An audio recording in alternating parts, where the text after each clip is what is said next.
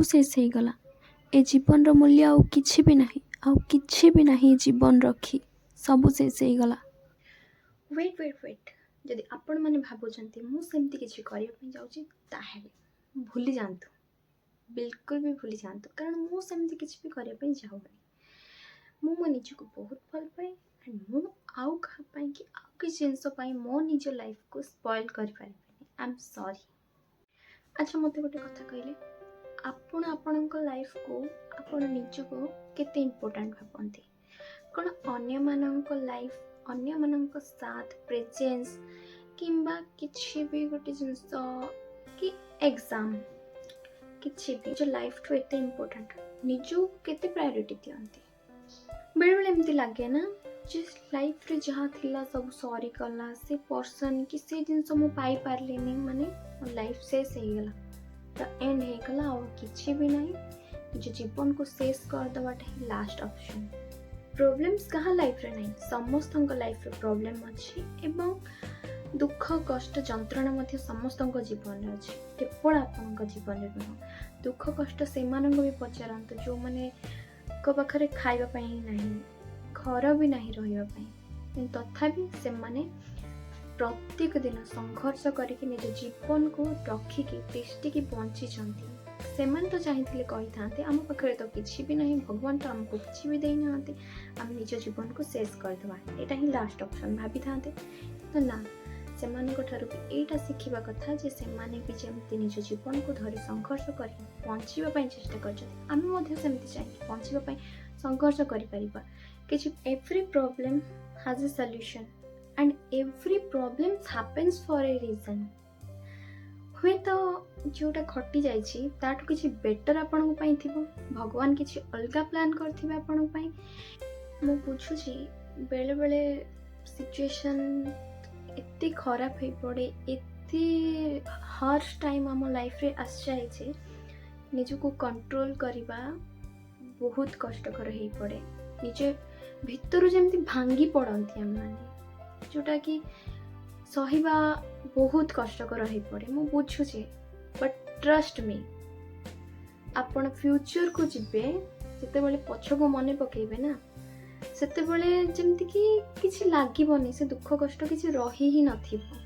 Time hills everything गोटे time आसीबो जदि एई समय रे प्रेजेंट रे आपण निज को कंट्रोल करके कष्ट टिके सहिकी कि भाबी चिंती कि डिसीजन नै जिबे फ्यूचर रे आपनको लाइफ निहाती पीसफुल एंड हैप्पीली आपण रहिबे। आम समस्तंकर जन्म होइछि माने समस्तंकर मृत्यु मध्य अछि।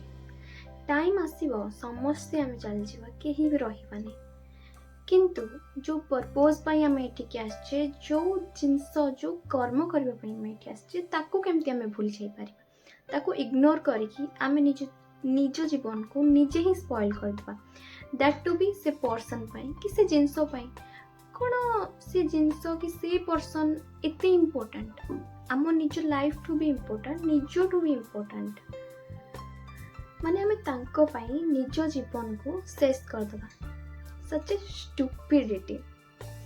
थरे भाबंतु यदि आपण निज लाइफ को निजे ही प्रायोरिटी देबेनी निजे ही निज जीवन को निज को लव करिबेनी निज को केयर करिबेनी कि वैल्यू करिबेनी तो आपण केमते एक्सपेक्ट करछन जे आपण को आउ के वैल्यू दो बोली।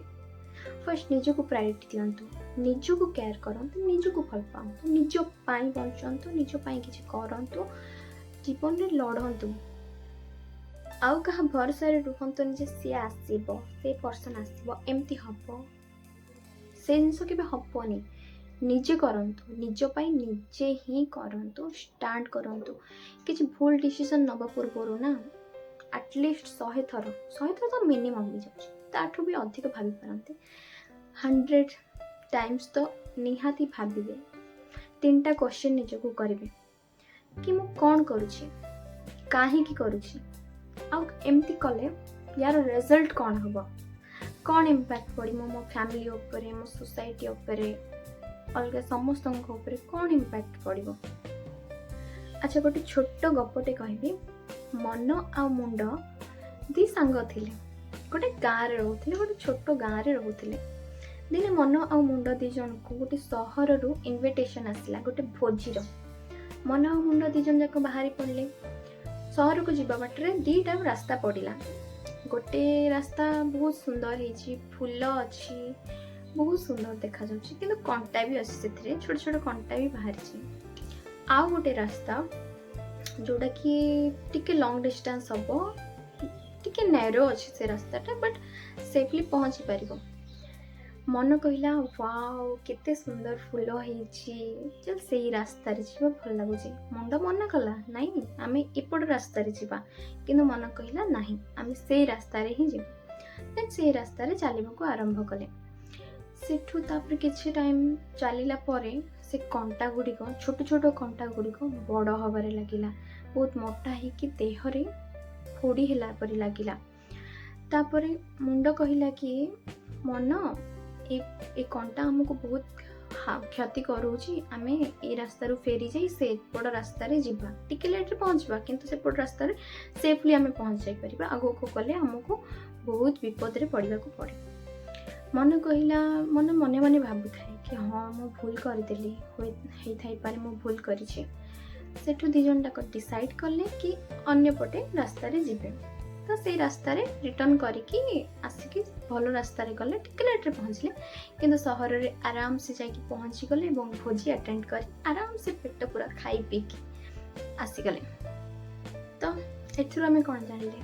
ସବୁବେଳେ ମନରୁ ଭାବିକି ଡିସିସନ୍ ନେବା ଠିକ୍ ନୁହଁ, ବେଳେବେଳେ ମାଇଣ୍ଡକୁ ବି ୟୁଜ୍ କରିବା ଦରକାର। ଆମେ ମାନେ ନା ମଣିଷ ସବୁବେଳେ ଏମିତି ଚିନ୍ତାଧାରା କି ଏଇଟା ହିଁ ଦରକାର, ସେ ପର୍ସନ୍ ହିଁ ଦରକାର, ସେ ନାହିଁ ତ ଆଉ କିଛି ନାହିଁ। ବୁଝିପାରୁନି ଆମେ ସମସ୍ତେ ଯେ ସେଇ ଜିନିଷଟା ହିଁ ସୋସାଇଟି ପାଇଁ, ଆମ ସମସ୍ତଙ୍କ ପାଇଁ ବହୁତ ହାର୍ମଫୁଲ୍ ହେଉଛି। ତ ଏହା ହିଁ ଥିଲା ଆଜିର ଭିଡ଼ିଓ। ଯଦି ଭିଡ଼ିଓଟି ଭଲ ଲାଗିଥାଏ ତାହେଲେ ନିହାତି ଲାଇକ୍ କରିବେ, ଆଣ୍ଡ ହଁ ସେ ସମସ୍ତଙ୍କୁ ସେୟାର କରିଦେବେ ଯେଉଁମାନେ mentally weak and emotionally weak, ଯେଉଁମାନେ ଏମିତି ଭୁଲ ଷ୍ଟେପ୍ ନେବା ପାଇଁ ଚିନ୍ତା ବି କରୁଥାନ୍ତି, ସମସ୍ତଙ୍କୁ ସେୟାର କରିଦେବେ and give a thumbs up, and don't forget to subscribe. Bye bye. Thanks for watching my video.